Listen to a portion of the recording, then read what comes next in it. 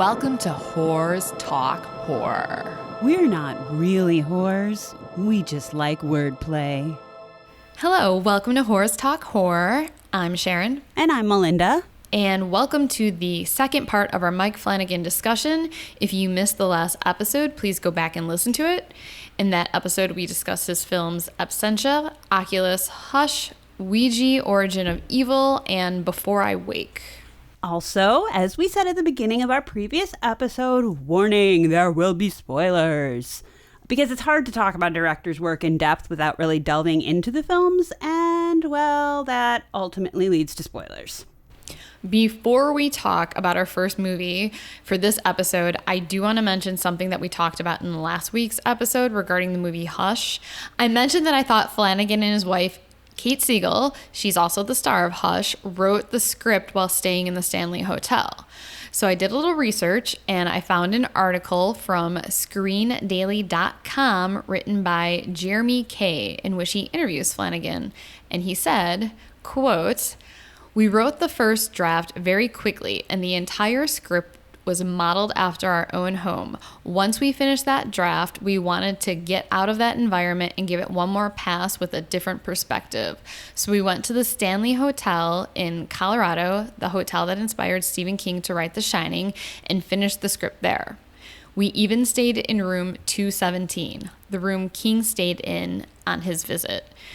We couldn't have asked for a more inspiring place to write."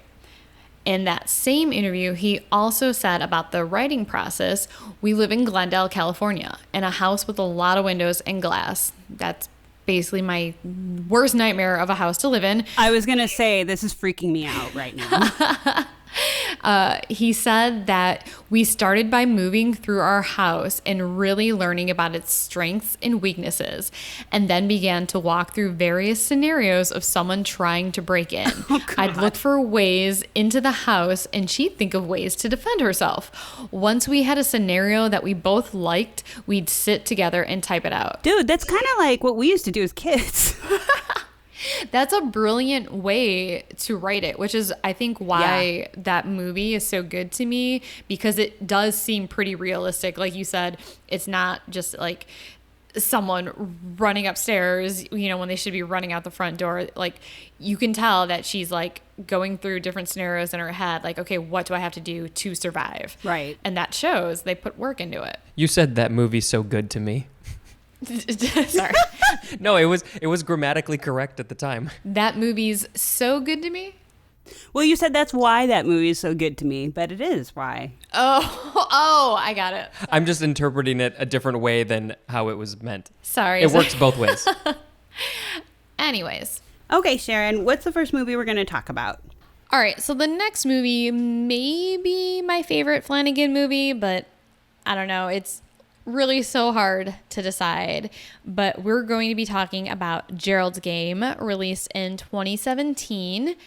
So the basic plot: after an attempt to reignite the passion in their marriage goes awry, Jessie is left handcuffed to a bed in a secluded house after her husband, Gerald, unexpectedly dies. While figuring out a way to break free, she starts to hallucinate and reminisce about a horrible secret from her childhood. It is based on the 1992 novel by Stephen King. So I liked this movie way more than I thought I would. I actually related a lot to the character of Jessie that was beautifully played by Carla Gugino. Is that how you pronounce her name? You know, I never know how to pronounce her name at all. We can go with that. Apologies to Carla. Yes, we apologize if we were mispronouncing your name, but I think it's Carla Gugino. Yeah. She's such a brilliant actress, and she was also really, really good in Hill House. I know she's been in tons of movies and TV shows, but I'm not really sure if her talent has ever been fully showcased like this before, as it has been in Flanagan's work. So good for him for giving her these amazing roles. Agreed. I knew the basic premise of this film going into it, but I had no idea that the main character, Jessie, was going to have essentially a psychological breakdown that would lead her to having therapy sessions with her dead husband and also her younger self while she's handcuffed to a bed trying to survive. And the rabbit hole she goes down in her mind is so dark, but it's also very relatable, even if you haven't experienced the sort of trauma that she has experienced in her past. I think that everyone can kind of relate to her character in some way. Yeah. And now I really, really want to read the book because I think King probably delves much more deeply into her mind and, you know, basically psychology and the way that the mind works is completely fascinating to me. So I think I would really like the book as well. And I'm also kind of curious where King was able to pull that inspiration from in order to write this, because it does give such good insight into the mind of a mentally abused woman, at least in the film. And, you know, you would think that a woman would have wrote this. So I'm really, really curious as to what inspired King to write this novel. Yeah, I agree completely. Although if you read the novel knowing Stephen King, you will probably need years of therapy because it probably gets a way like tons darker than this does. This gets really dark. So just fair warning, Sharon, if you make that decision, make it wisely. I too went into this with only a basic idea of the plot. For some reason, I had little interest in watching this. I think because I'd heard it is so intense. So I'm probably never going to watch this movie again. I can understand that. That said, this completely blew me away. Completely. I feel like I read somewhere that people thought that this was one of King's unfilmable books, which I'm going to guess may have been due to how deeply psychological this gets. And in the hands of a lesser director, this movie could have sucked hard. But as usual, Flanagan stepped up to the plate. Unfilmable, you say? Hold my cuffs. To your point about Carla Gugino, she's my favorite kind of character actress because she tends to disappear into her roles. You've seen her a dozen times in like 20 different things, but didn't know it was her. But in Gerald's game, she's got top-notch material with a top-notch director, and boy, does she take the gloves off. Ha ha! Pun intended, and put a pin in that. We're going to get to that shortly. Her performance drives this batshit insane journey. So while I wasn't surprised by how utterly fucking phenomenal she was, I'm also so glad that she and Mike Flanagan found each other because yes, he keeps giving her good roles and she keeps delivering for sure. A kind of off the cuff observation, Gerald, her husband, he sucked. I mean, that was the point, as unfortunately survivors of childhood abuse tend to be drawn to partners who are abusers as adults. And since I agree that this movie is best approached with little to no plot knowledge, I'll say no more. If anyone listening has not Too late. I know, right? If anyone We're listening, spoiling the shit out of this movie for those of you who've not seen it. Yeah, I guess that was, yeah, whatever. If anyone listening has not seen it, despite the fact that everything I just said, I do recommend watching it regardless of what you've heard about it. The execution of this film as a whole is superb. And while she'll probably never win an award, as truly great character actors I feel rarely do, if you look at Carla Gugino's career, much like Flanagan regular Henry Thomas, she's good enough at what she does to actually make a living as an actor.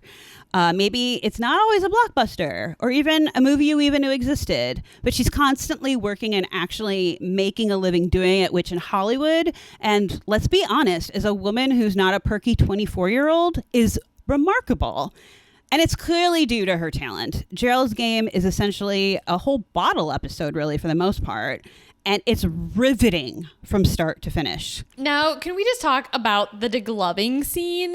I could not watch that whole scene, and I can handle gore pretty well, but I had a... That's saying a lot coming from you, actually. Yeah, I had to look away because it was so realistic. And also, reminder, I'm a nurse, so I've actually worked on cadavers before, including a very fresh cadaver. Normally the cadavers are kind of mummified looking, and one of our teachers actually got in trouble for bringing out a too fresh cadaver that didn't even have its face covered, which it should have. But that's a whole other story. Wow. Basically, I can handle gore, and this I had to look away. Also, what the fuck up is with Mike Flanagan in hand scenes? I noticed that there was actually a very similar scene in Ouija. Did you notice that, Mindy, on the rewatch? There was almost a slight degloving scene in that movie. No. Maybe I'm making it up. Do you remember that, Spencer? I remember at least 3 fucked up hand scenes in his movies. I don't specifically remember which ones they were other than Gerald's Game, but I know for a fact 3 times at least. And I think you're right. I think Ouija was one of them. Well, I remember after watching Ouija, before you saw Gerald's Game, I remember texting you, Mindy, and saying like, oh my God, there's a scene in Ouija that is very similar to a scene in Gerald's Game. Oh, you did. I thought you said, I think Oculus is what you mean. Well, there's the nail scene in Oculus. Which, fuck that noise. I honestly don't remember the exact scene in Ouija, but I remember being like, oh my God, that's almost the same as the degloving scene. In Hush, she gets her hand crushed in the door. In Hill House, there's a hand scene. Dr. Sleep has a hand scene. So I did a little bit of digging, and I'm definitely not the only person to notice this, but although since I just saw most of these movies within the past year, I am a little bit late to the party. But I did find this really funny tweet from May 16th, 2020, and a response from Mike Flanagan on Twitter. So I'm just going to read this because I thought this was hilarious. Dear @Flanagan Film, why do you hate hands so much? Signed, everyone who watches your movies. Nice. To which Flanagan responded, Dear everyone, I don't. Oculus injured eyes, nails, mouth. Hush is the only hand injury, but also had legs, necks, eyes, etc. Mm-hmm. Gerald's Game degloving is from the book. Dr. Sleep hand injuries in the book. Those are Stephen King's fault, but now I'll do it because it's funny. Oh, great. Thanks a lot. And then someone else responded with, Really? People question you about hands? I always wondered why you're so obsessed with the theme of childhood trauma and the grieving process. Both very, very relative and valid questions. Yeah, touche to that last person. But yes, that is definitely another question, the whole childhood trauma thing. But so there you go. Yeah. Now he just does it because he thinks it's funny, which I think is awesome. You can expect a lot more hand scenes. Now that's going to be like an Easter egg in each of his movies. There's going to be some sort of hand trauma. Gross. And I don't think it's going to be hard to find. No. Yeah, I mean, yes, the degloving scene was horrific, but it was also one of, in my opinion, the best legit uses of extreme gore in an otherwise somewhat understated psychological drama / thriller. That's all I'm going to say about that, because cringy it definitely was, for sure. I did my look towards the TV but not at the TV thing, so I didn't have to see much detail. Actually, right as I was pressing play to start this movie, my friend Andy texted me, who's also a really big Stephen King fan. And actually, Andy, if you're listening, let me know if you have Gerald's Game and if Sharon can borrow it. Thanks. Anyway. Thanks, Andy. I wanted to share an excerpt from our text convo because now I understand its relevance, having seen the movie. Andy wrote, I told him I was about to watch it, Gerald's Game, and he said, well, there's one scene in particular that's like, holy shit, I can never unsee that. Me. He, meaning Flanagan, usually has at least one Stir of Echoes-esque cringeworthy moment I know to half watch. Andy, this makes Stir of Echoes look like a hangnail. And you guys were not wrong about that. Not at all. Yeah, I know Spencer was always freaked out with the nail scene from Stir of Echoes. Oh, God, I can't. Because they... Oh. I have nail issues. I am right there with you. And that's a bad one.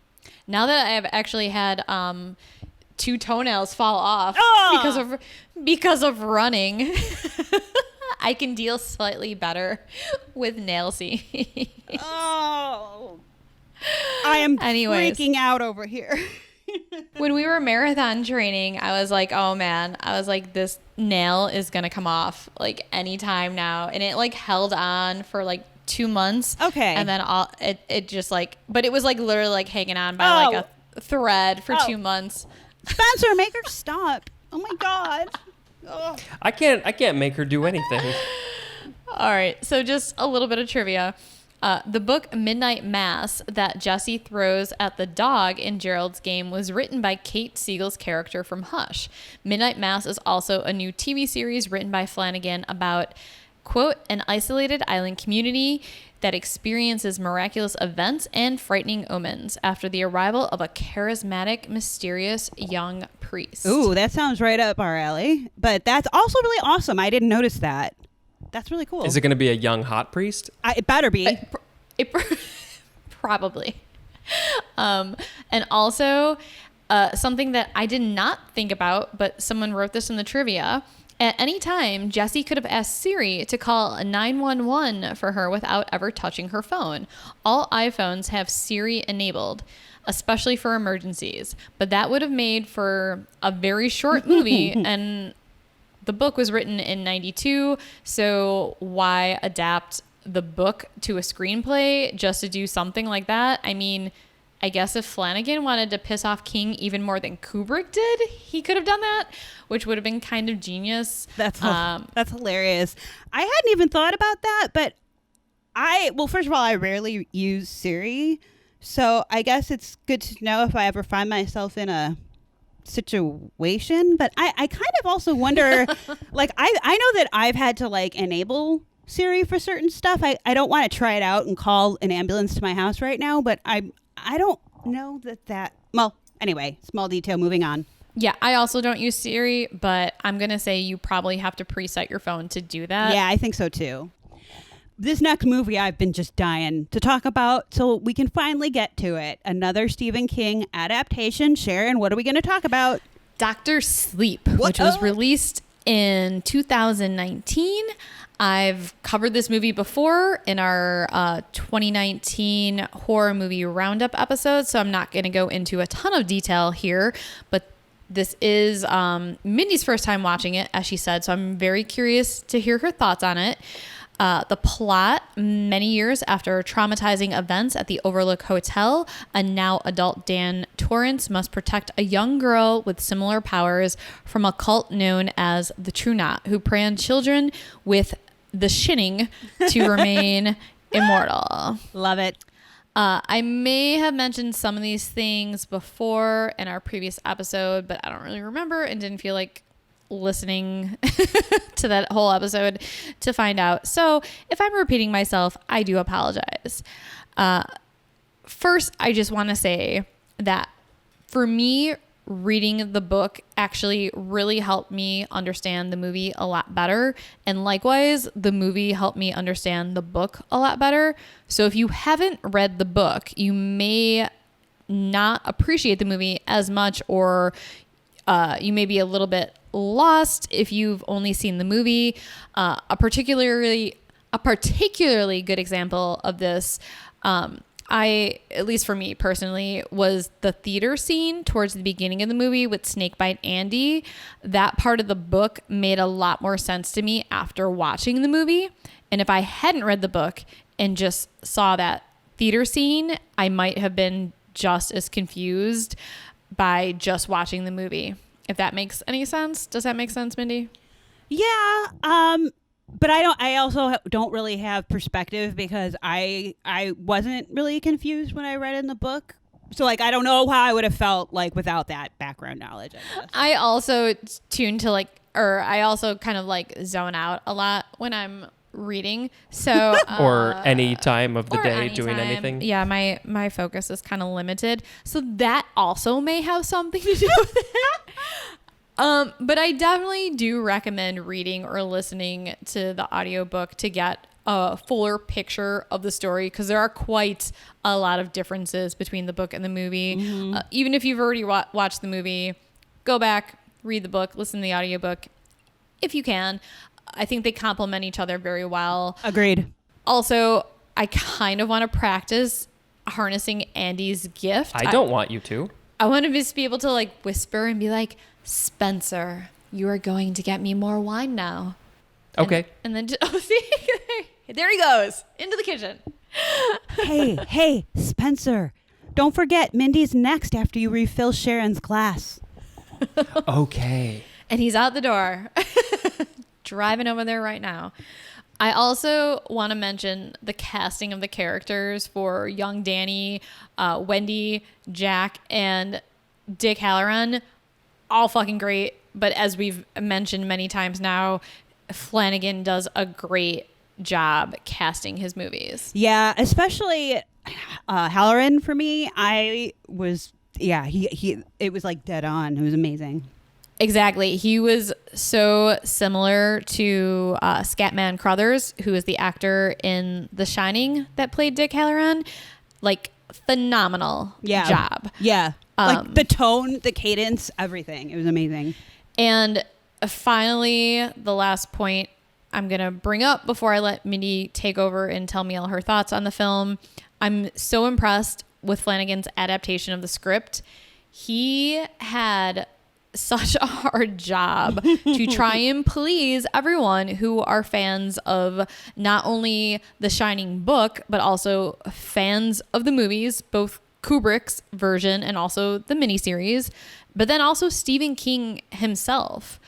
According to IMDb, Flanagan actually had to convince Stephen King that despite his own distaste for Stanley Kubrick's The Shining, audiences were a lot more familiar with that version rather than the Shining miniseries from 1997, and also largely preferred Kubrick's film to the miniseries. Therefore, Dr. Sleep had to be a sequel to Kubrick's film rather than the miniseries or the book.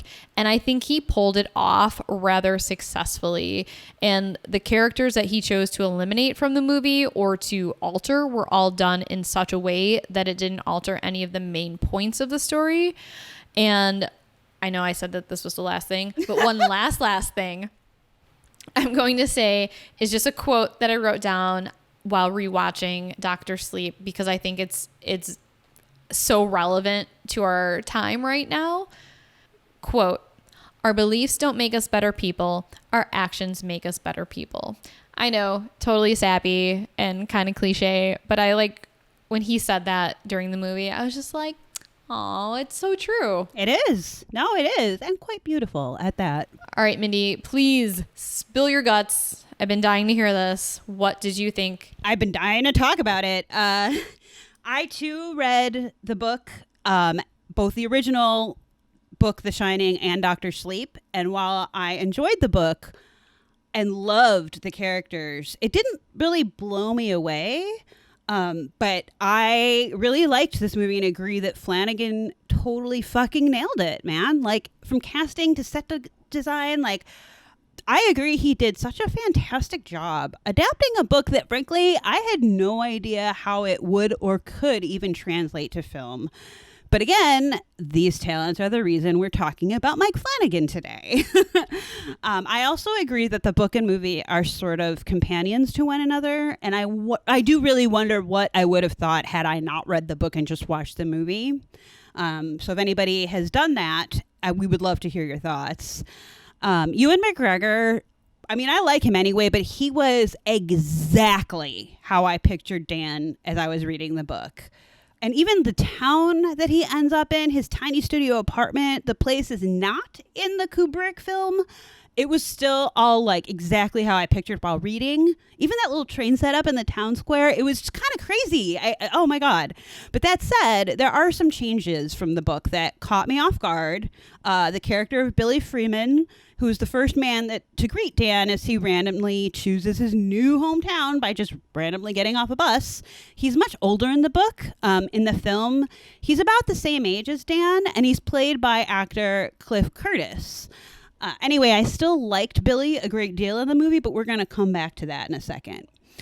Flanagan, and I guess the casting agents he works with are casting geniuses, which leads me to the character of Abra Stone, a new character played by newcomer Kaylee Curran. I wasn't sure how I felt about Abra in the book, but she is fantastic in the movie. And if I'm not mistaken, this is actually, I think I mispronounced it. I think her name's Kylie. But Kylie. This is her first role ever. Look it up, Spencerpedia. I think they did like a mass call audition and she just showed up. Yeah, she was amazing. Because she thought it would be fun. And she kills it. She's mature beyond her years, but with the occasional trace of that young girl she really is. And she and McGregor make an excellent team together. Spencer, did you find it? Yeah, she was in a movie called I Can, I Will, I Did from 2017. But I don't know how big of a role. She's not one of the top people, so maybe it was kind of a small role. But I mean, yeah, she has a huge role in this one. And I think that in the credits at the end they said "and introducing." Maybe, and that looks like an independent film too. So anyway, she's awesome, and this is her breakthrough role or breakout role for sure. It was amazing. And I'm not going to get into the true not for the sake of time, except to say that in the book they kind of felt like these like rando villains thrown in the mix because, hey, we need a bad guy, right? But in the movie, it resonated with me more and made me go, okay, this actually makes sense to me. It feels way less random. Agreed. And then there's Rose the Hat, the leader of True Knot and essentially the big bad of Dr. Sleep, played by Rebecca Ferguson. And I'll be honest, I was a little meh about her in the book. But boy, was she a great villain on screen.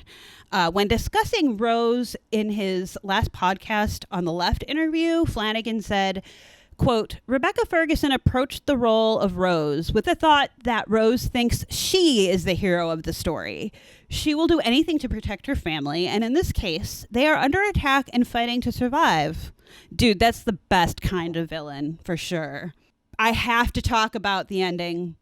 And we've already said spoiler alert, so fuck it. Initially, I was not happy about the way the film version ended. In the book, Billy is injured, but he doesn't die. And that death kind of hurt, I have to say. As did Danny's fate in the movie. The Shining and Dr. Sleep are about finding peace with your demons. The main reason for King's distaste of Kubrick's film, I believe, is largely due to the fact that the book was very personal to King and his battles with drugs and alcoholism. In the book, Jack Torrance fights his demons, sending Wendy and Danny out while he heads to the basement, blows the boiler and the hotel off the map, but saved his loved ones despite himself. And let's face it, that's not the story Kubrick was interested in telling, clearly.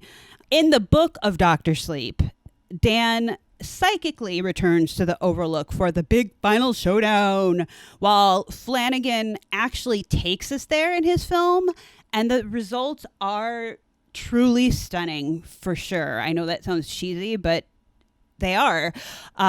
Initially, I was really kind of pissed, though, about the ending, as Danny has seen some shit in his day, man, and fights addiction, ghosts, past and present, Rose, the Hat, and that old broad still in room 237.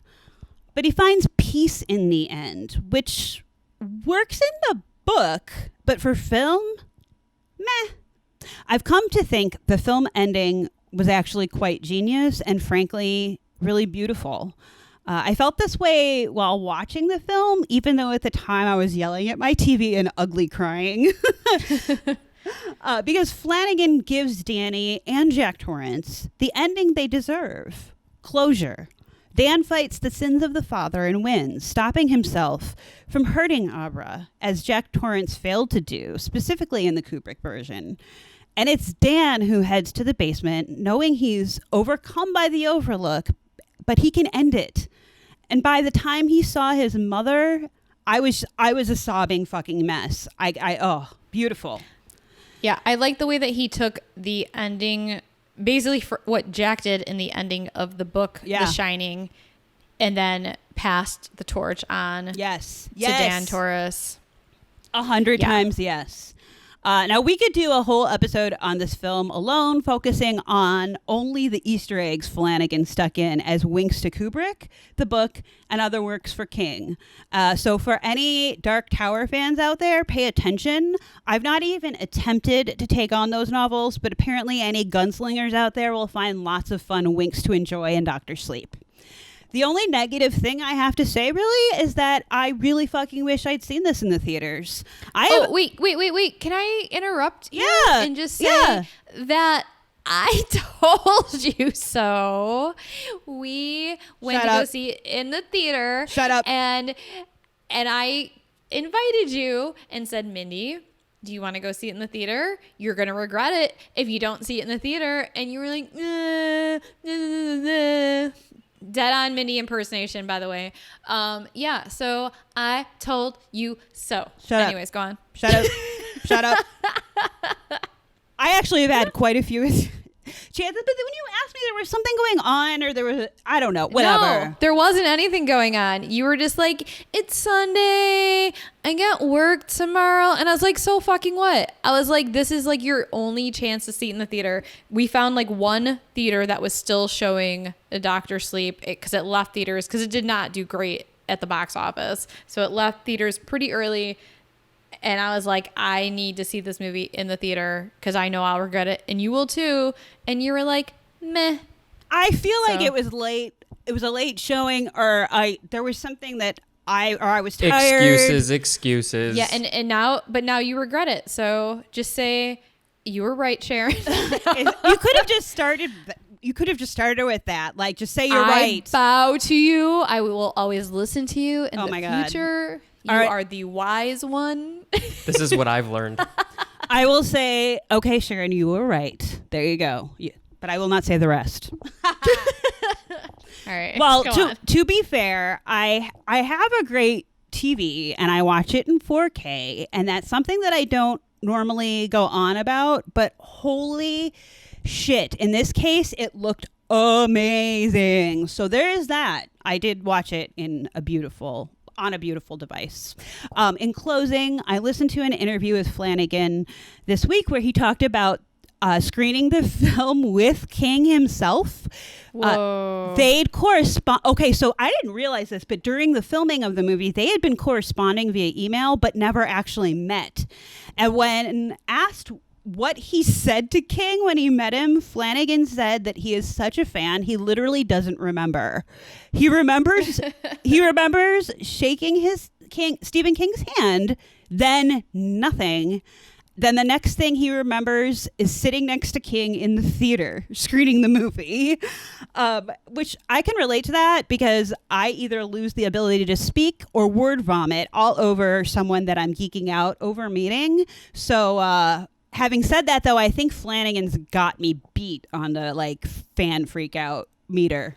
My God, I couldn't even imagine having to watch a movie that I made adapted on a book by one of my heroes, idols, and like like the entire time I would just be like, oh my God, what is he thinking? Oh my God, oh shit, I wish I didn't do that there. Oh shit, I wish I edited that part out. Like, oh my God, he must have been a wreck. Plus the fact that like this one in particular was extra contentious because of the Kubrick situation. So yeah, but I thought it was so funny that he was like, I literally don't remember what I said to him. All I know is the next thing I'm like sitting next to him in a theater, and I'm paraphrasing, of course, but like. And King liked it, right? Oh yeah, he loved it. He loved Okay. it. Yeah, he did. He really liked it. So thank God, because who knows what would have happened to Flanagan if King didn't like it. Right? Well, didn't he give his sign off of the script even before they started shooting? No, because I think on the last podcast episode where they interviewed Flanagan, he said that he didn't need to get permission from King to do that. So he basically went into it without, I think, approval from King, or they were emailing back and forth for sure, because he said that he had to convince, I think you mentioned this, but he had to convince Stephen King that using the Overlook as a reference visually, like that would resonate more with viewers. And King said, fine, okay, fine, do it. So he was being respectful of his idol and was definitely trying to get his opinion, but the fact that he didn't actually meet him until he had to fucking watch the movie with him in his like home Stephen King theater or whatever, like I probably would have vomited all over the place.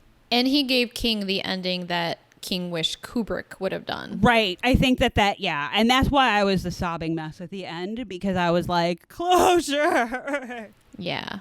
Just a little bit of trivia here. Ewan McGregor admitted that he doesn't really like horror, so he never watched The Shining until he started acting, because he felt he could no longer ignore its classic status, which I think is kind of funny, because he was also in Night Watch and Shallow Grave, which I would consider both of those to be horror films. And really quick side note to this, the actor who played Billy in Doctor Sleep actually was in the movie Sunshine, which is directed by Danny Boyle, who of course did Trainspotting and a bunch of movies with Ewan McGregor. Fun little connection there. And I recommend Night Watch and Shallow Grave. I haven't seen either of those in a fucking while, but I have Shallow Grave on Criterion on Blu-ray, so when we are allowed to see each other safely again, we should totally watch it. No, you can just mail that shit over here. Because I don't know when we're gonna be able to hang out indoors again. And also, the set of the Overlook Hotel was constructed in 6 weeks. Wow. I think I mentioned in our previous episode how Flanagan actually took the original blueprints from the original set of Kubrick's movie to recreate the set almost exactly. I mean, it looked almost like it was digitally created. It was that well done, but they actually rebuilt the set, which was amazing. Attention to detail, man. Really, Yeah. seriously, that guy. Holy crap. And really quick, I know that there. I don't remember where. Oh, I think it might have been in the Visitations podcast, or it might have been online. I don't remember which source, but y'all can find it. Maybe GQ, but Flanagan said that he cast Ewan McGregor because everybody, all the other actors that came in to audition would be like Kubrick and like talking about the original movie, whereas Flanagan, Ewan McGregor walked in and was like, yeah, Kubrick, great. Let's talk about addiction and recovery. And Flanagan was like, this is my guy. I like that a lot. I don't remember at which point in which interview this was in either, but Flanagan said that the reason he chose to recreate some of the Kubrick scenes as opposed to like just using clips from the original film was for character perspective. For instance, the blood gushing elevators in the Kubrick film, it's young Danny who sees them, and Kubrick's shot is framed so it looks like it's literally from the point of view of a 6-year-old. But in Dr. Sleep, it's Rose the Hat who sees the flashback of the elevators, but she's an adult. So the perspective level had to be changed, which, again, attention to detail. Holy shit, that was awesome.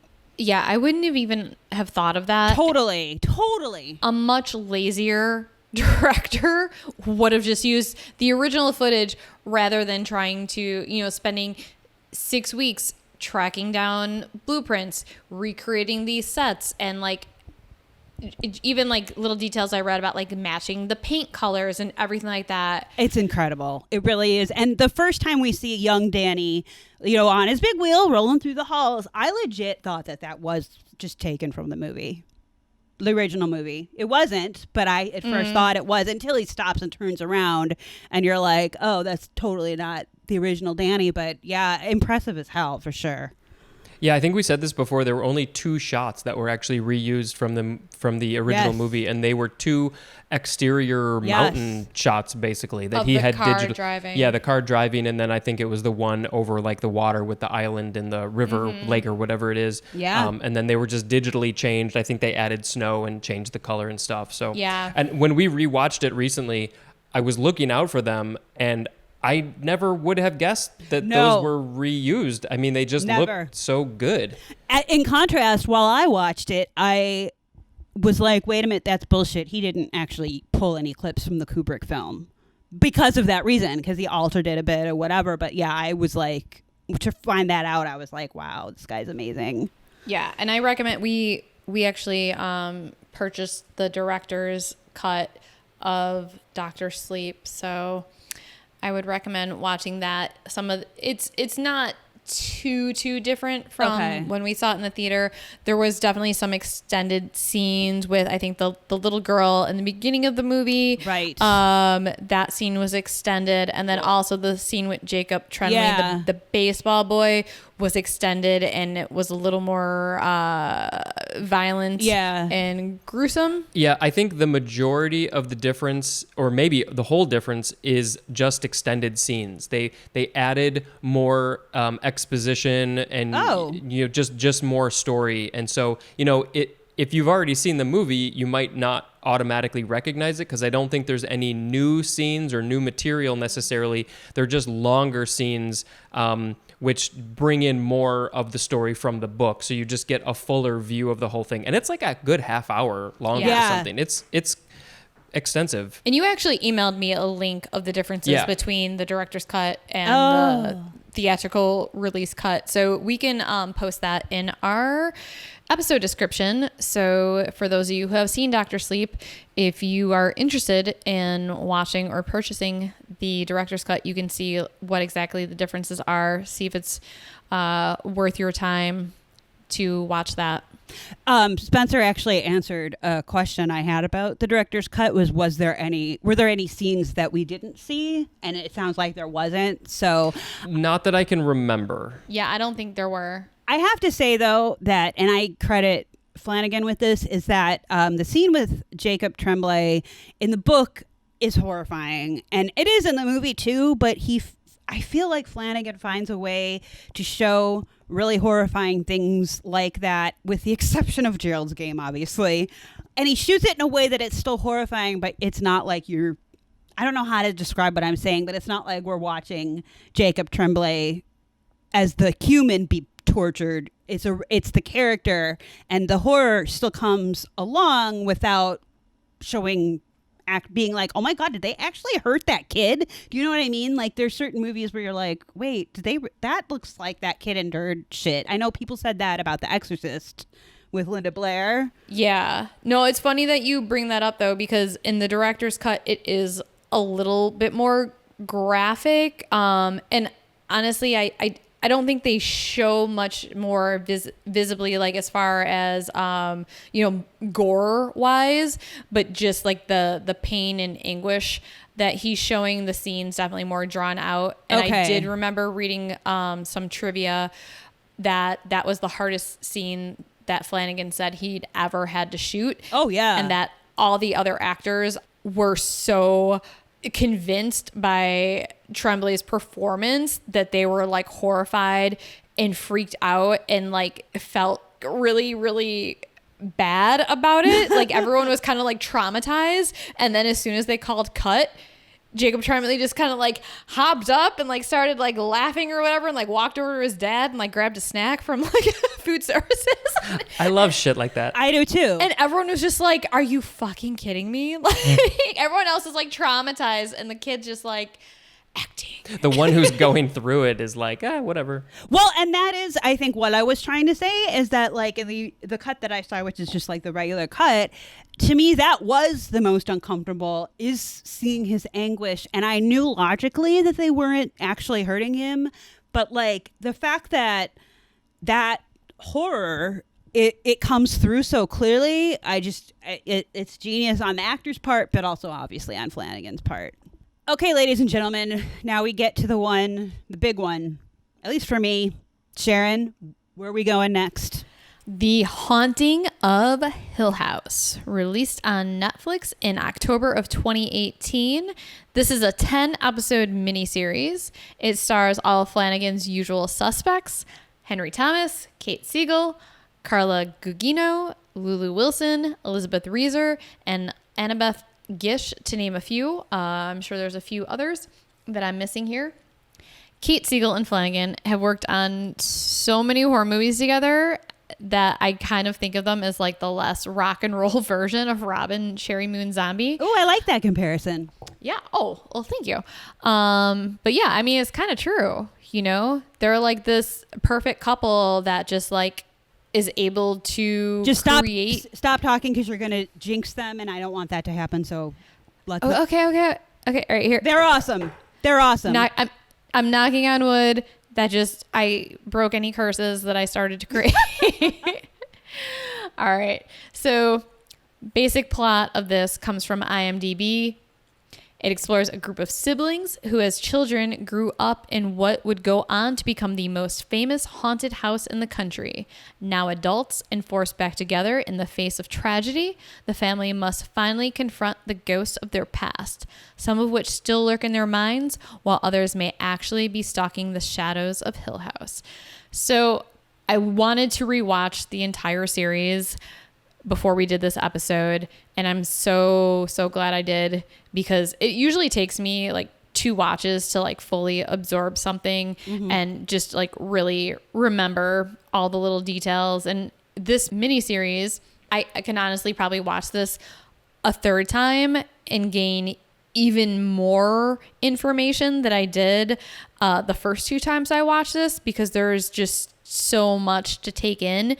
But I didn't realize how sad and heartbreaking this is. I mean, it was on the first watch it was, but it was even more sad and more heartbreaking than I remember. Like, I don't remember crying watching it the first time around. I think I cried in almost every single episode, but it could also be just like what else is going on in the world. Like, we're all very emotional right now. I ugly cried the fuck out of the finale when I watched it.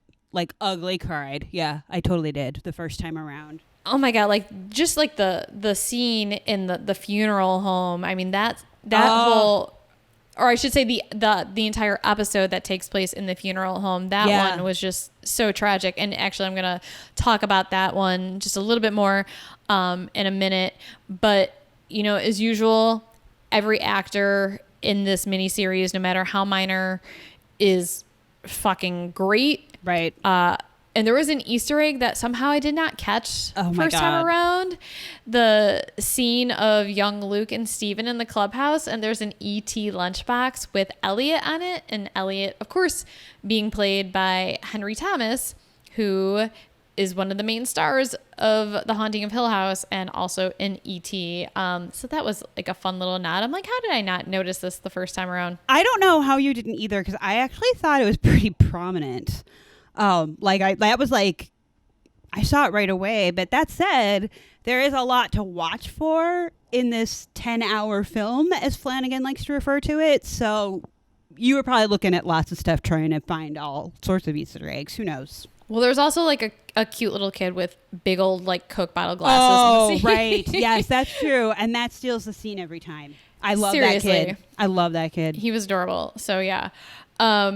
Another thing that Spencer actually pointed out, because this was his first time watching it, Which I can't believe. Yeah, well, he has a different list of shows that he prioritizes that aren't always horror related.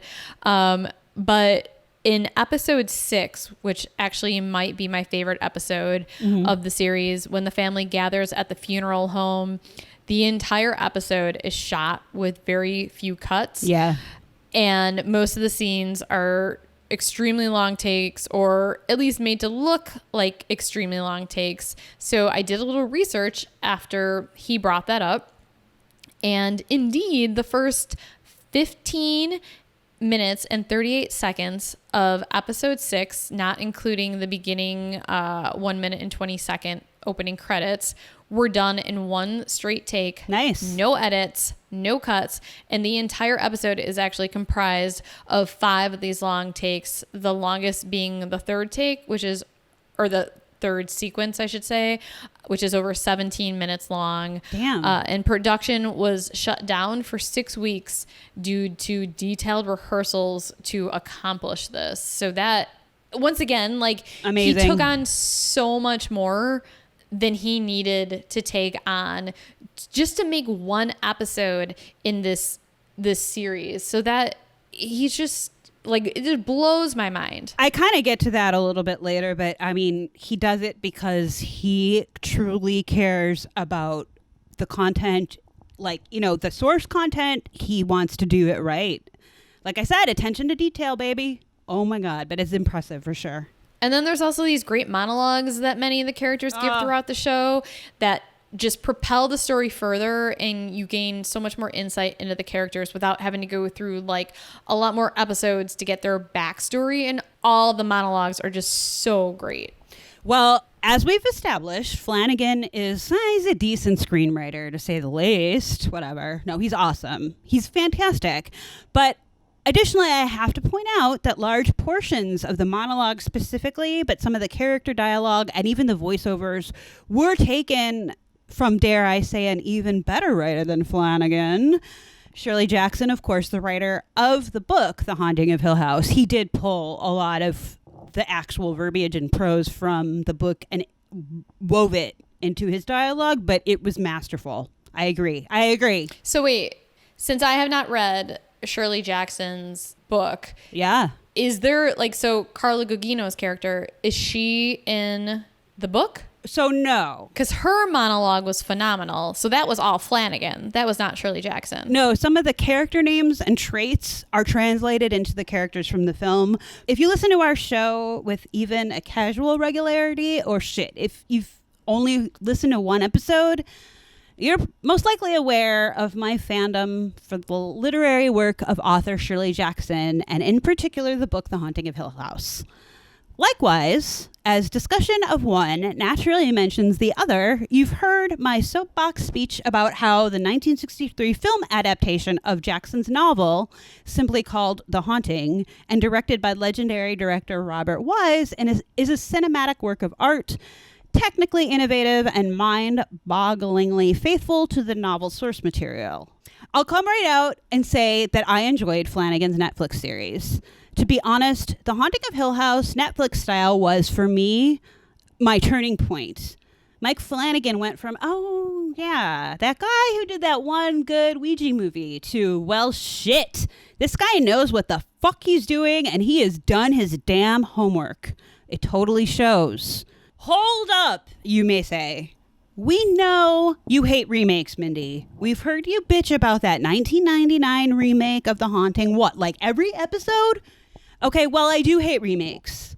But Mike Flanagan didn't remake The Haunting of Hill House. Hear me out.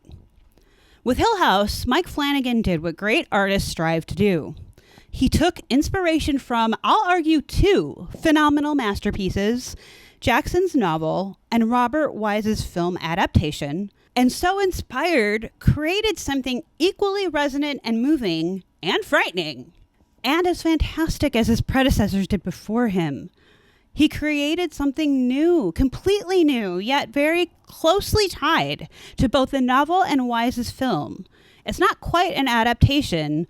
Flanagan's Crane family may have issues, but believe me when I say that that is nothing compared to the Cranes of the source material, which is a good thing.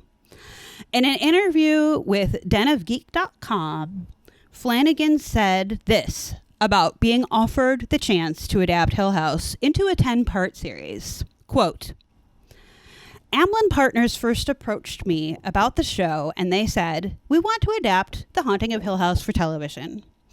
And I'm familiar with the book, deeply familiar with the book, since I was a child. My first response was that you couldn't do it. It doesn't fit a 10-hour format. My second response was, Robert Wise already did it just about perfectly. I didn't necessarily think there was any upside in trying to out-adapt Robert Wise. As I was tasked to go off and think about how this could be expanded into a series, for me, it was more interesting to break down the book and pull out the characters and the themes and individual moments and pieces of prose even that had really stuck with me and try and rearrange it. Look at it as a remix. For me, The Haunting of Hill House stands on its own merits, yet still honors the art that inspired Flanagan's vision. And that, my friends, is how it's done. Insert mic drop here so I don't blow your ears. A little bit of trivia, really quick. In episode 5, when Nell goes to see her psychiatrist, who's named Dr. Montague, the actor who plays that psychiatrist is a legendary actor, Russ Tamblyn, who I've mentioned many times, but he was also the original Luke Sanderson in the 1963 film adaptation. And the name Dr. Montague is actually a name of a character from The Haunting of Hill House, the novel. It was changed for the Robert Wise film adaptation, but the fact that Russ Tamblin's character is called Dr. Montague is a wink to both the novel and the fact that the actor playing him was in the film. I mean, clearly Flanagan respects his elders and his inspiration. I like that about him. So here's a little bit more trivia from The Haunting of Hill House. So the Crane children in the miniseries, represent the 5 stages of grief. Stephen is denial. Shirley represents anger. Theo represents bargaining. Luke, depression. And Nell, acceptance. Which there are also...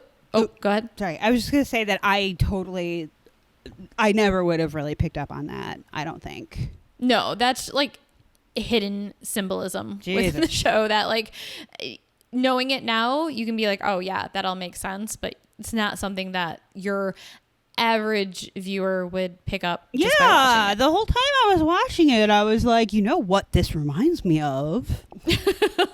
Yeah, you're not hit over the head with it, which is a testament to the good writing. Yep. There are also up to 30 Easter egg ghosts that are planted throughout the series. It was Mike Flanagan's plan from the beginning to set up these kinds of Easter eggs to see if people could spot them.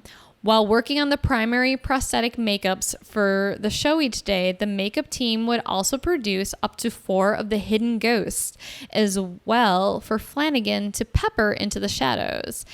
In multiple wide-shot scenes at Hill House, you can see ghosts in the background, sometimes just hands. Hey. Nudge, nudge, wink, wink. Right? Shadows or faces. So That's this awesome. is like when I was saying I could totally watch this a third time and pick up on so much more. This is like, if I were to watch this again, which I probably will because it's such an amazing miniseries, maybe, you know, in like a year from now. But I would definitely try and look for these ghosts that he hid in each episode. I think that's amazing that he actually had his makeup team each day create like 4 new ghosts. And I wonder if each day they differed.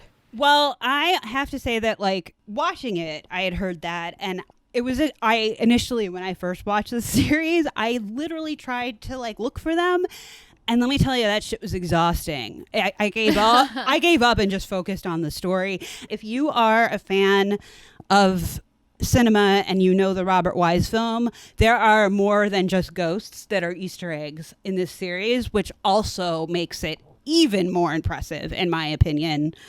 Some more fun facts. Harris Funeral Home, which is the funeral parlor that the character Shirley owns and runs, that was a nod to actress Julie Harris, who's amazing, but also played Eleanor in The Haunting, the 1963 film.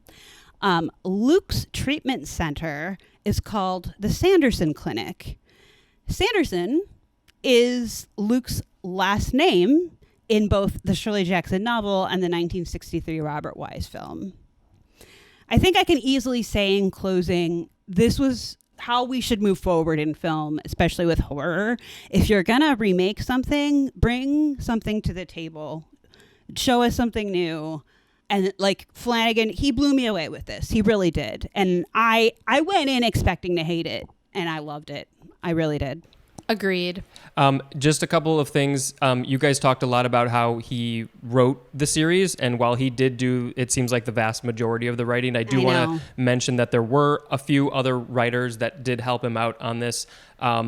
You know, in certain episodes. I actually read an interview with him where somebody said, like, you and I don't remember who else are credited with writing this, and he was like, really? Because we had a whole writer's room. So Spencer, please proceed. Well, and I'm not going to mention any specific names other than I do want to mention Jeff Howard, because he does work with Jeff Howard, or he has worked with Jeff Howard in a majority, I think, of his movies. So, you know, we have to give some credit to him as well.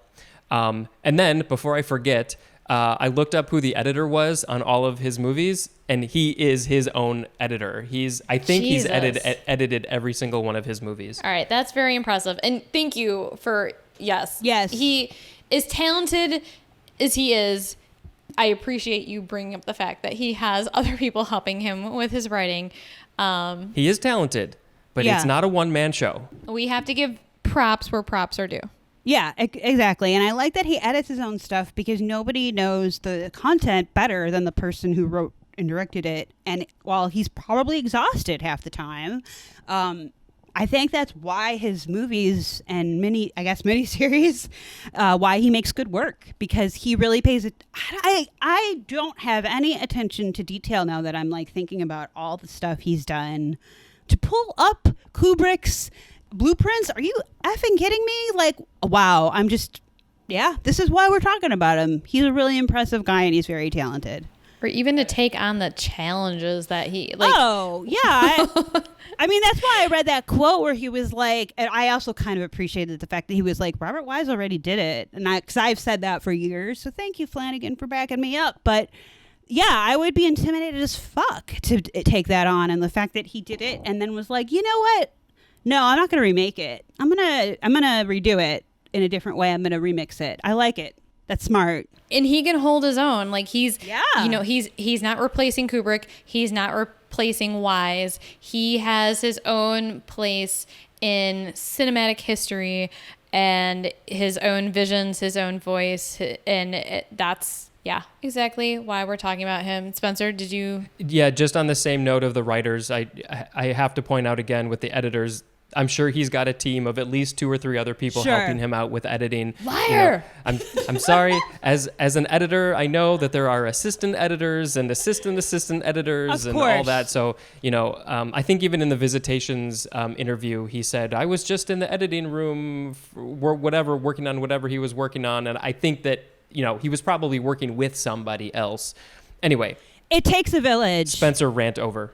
No, it's all right. Dude, you're in this world way more than we are. We are fans, but yes, we need to give credit where credit is due and appreciate that he does have a team that helps him make his visions possible. So thank you for pointing that out. And it takes a village to make something like this, to be sure, like absolutely for sure. And I think that what's admirable too is that he clearly chooses the right people to work with. So that's why I think a lot of his stuff is so phenomenal, because he's able to recognize I have chemistry with this person, they get my vision, and that's important too, to understand that and make that happen. So kudos all around to Flanagan and his team and every single person involved, including like the interns that bring coffee. You guys make amazing art and we love it, and keep scaring us, please, for the love of God. God bless us, each and every one. Hey man, I like new and original horror, and he's bringing it. So I know I just had to it was getting very sappy. Sharon hates sappy. I don't always hate sappy. All right, let's move on. All right. So now let's just talk about some of the upcoming projects that Flanagan is working on. And that we're very excited to see. The Haunting of Bly Manor, which is season 2 of Hill House, theoretically. It's a follow-up to The Haunting of Hill House, created and directed by Mike Flanagan and company for Netflix. And it will be loosely based on the 1898 horror novella The Turn of the Screw by Henry James. While the creative team and many of the cast of Hill House are returning for Bly Manor, the narratives of the 2 series will not be connected. The Haunting of Bly Manor entered production on September 30th, 2019, and is expected to premiere on Netflix in 2020. Though an exact release date has yet to be announced, Flanagan tweeted in April that Bly Manor's release date should not be affected by the coronavirus pandemic, as they had already finished filming prior to production shutting down. Thank God, because I really want to see this. Agreed. I want to see it too. So I'm glad he was able to finish one project, because the rest of these projects that we're going to mention, it might be a while. Yeah.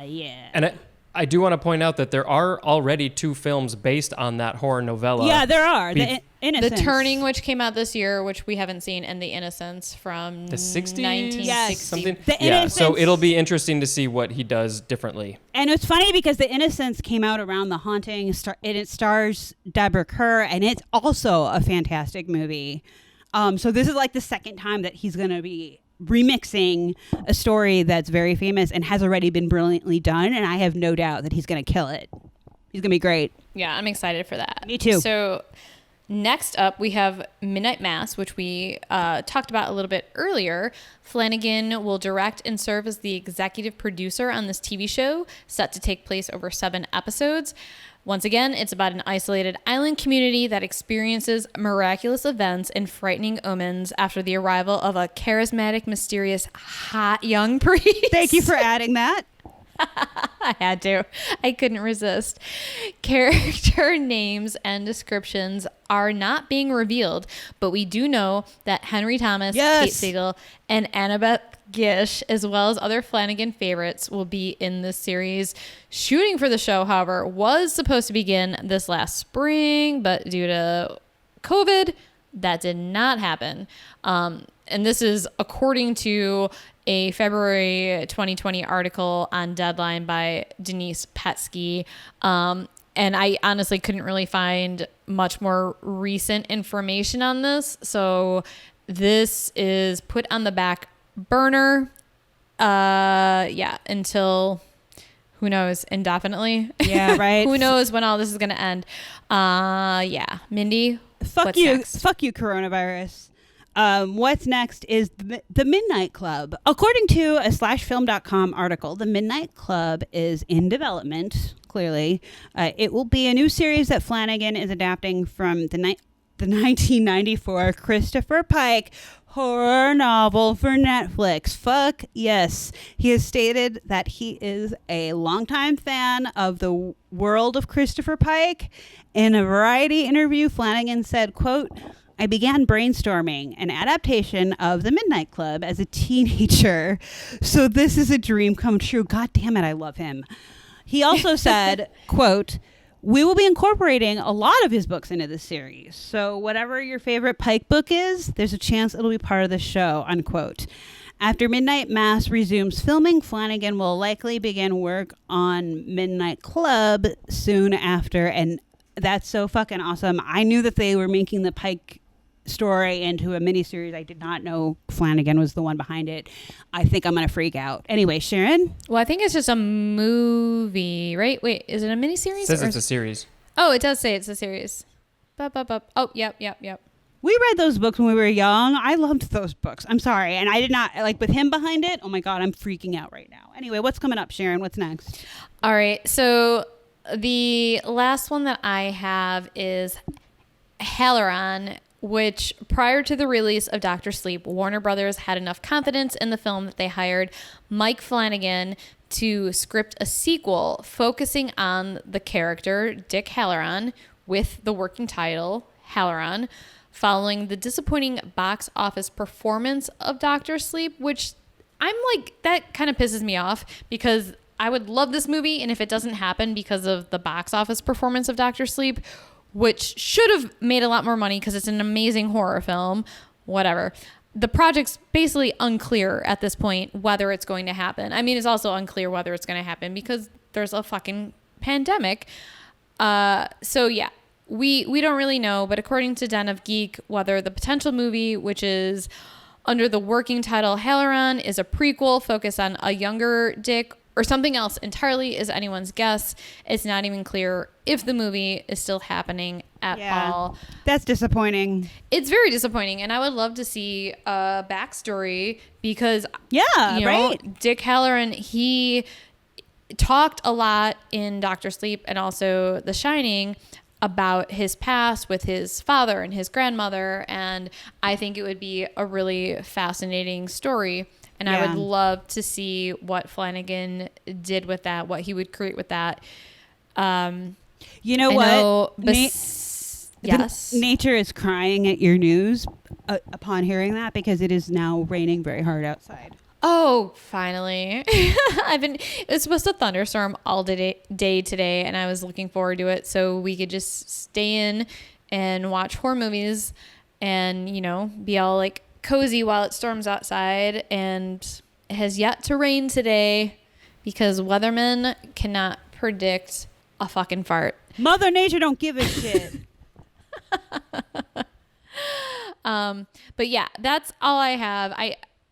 I thought Spencer told me that there was actually like a few more upcoming projects that he was working on. I thought he said, holy shit, he's working on like 7 upcoming projects. Like I said, he is competing with James Wan to see who can sleep the least and just, keep pumping out material. But yeah, I thought there were more. I'm looking at IMDb right now, and there's only, Midnight Club isn't even on this list. So No. I don't know what that deal is. And maybe because of COVID, they've taken some of these off because they can't really even be in development because he can't even work on the other things. Yeah, because I definitely heard about the announcement of Midnight Club going to, be a series, but yeah, you're right. I mean, who knows? Literally, like nobody knows what the fuck's happening, so it could be that things are just TBD.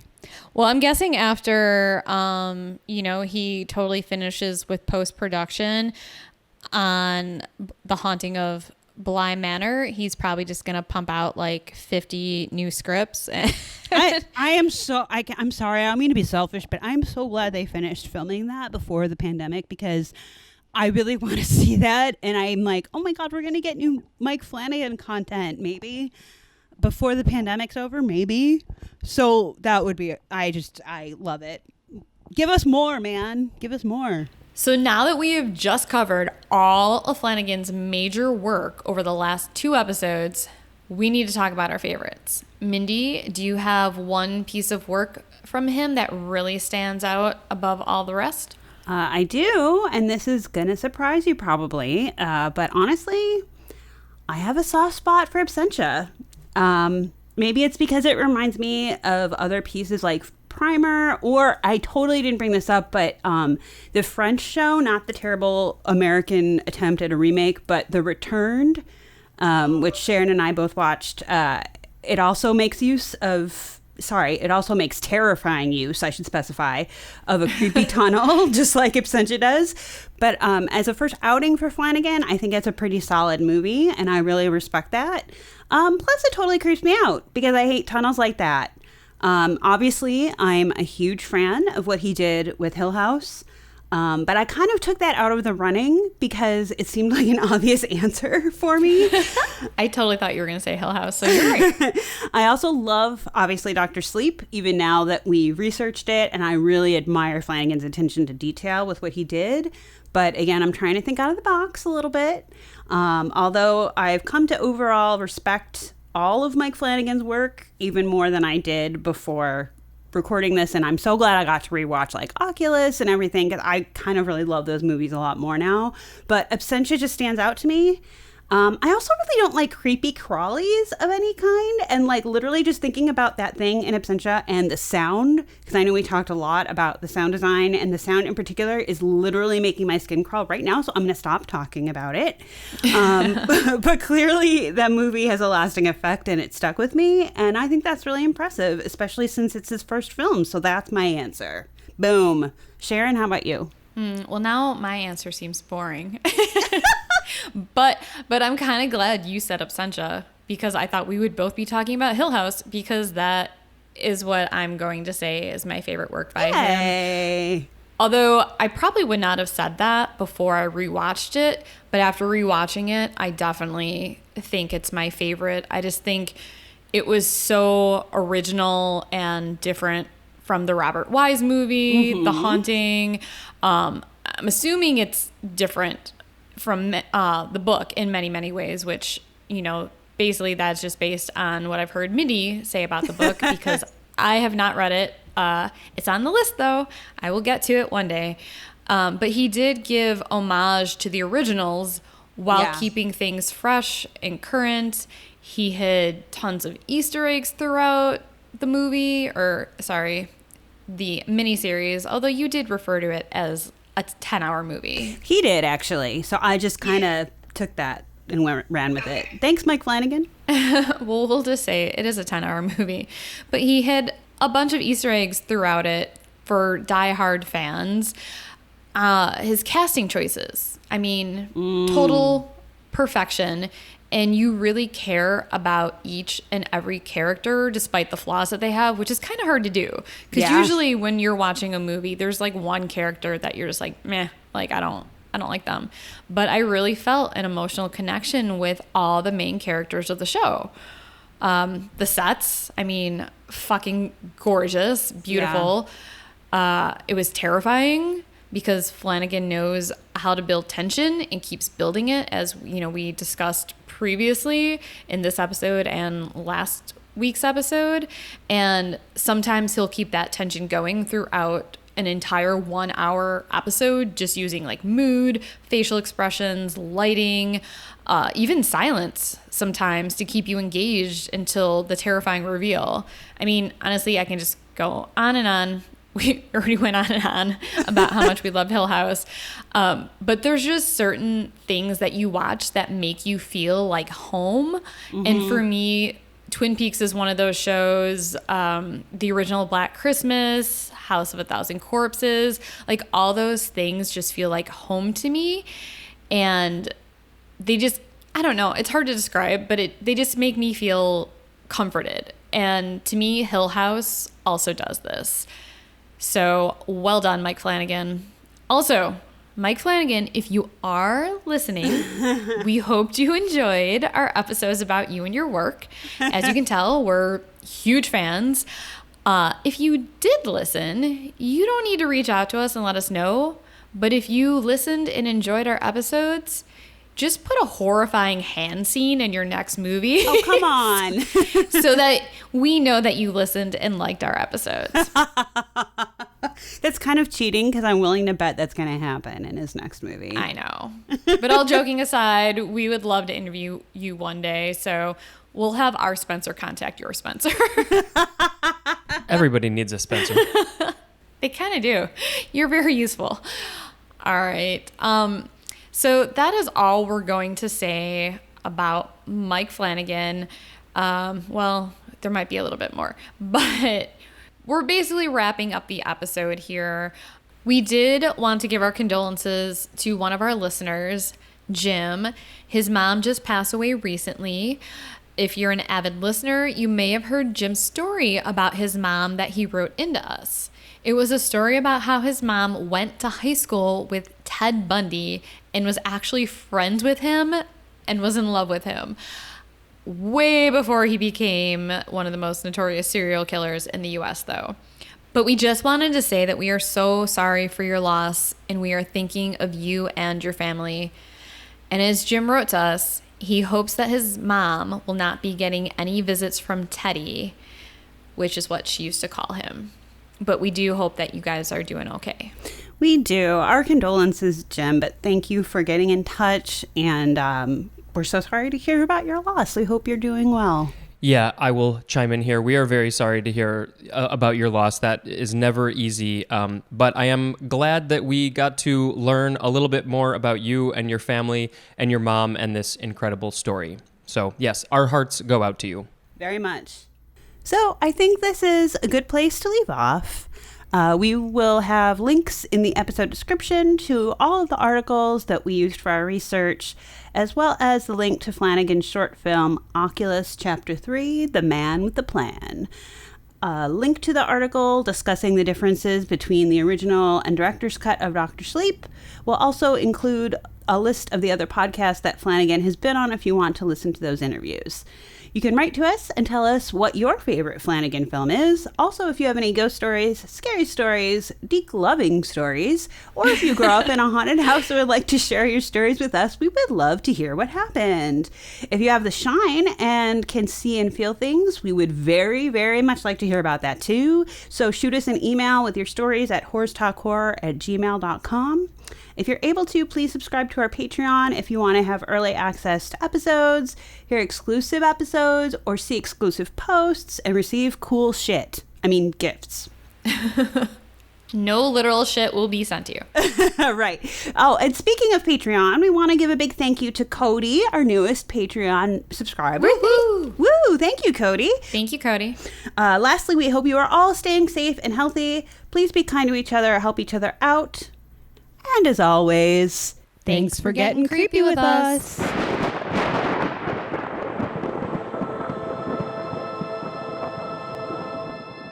Sharon, do you want a beer? Oh my God.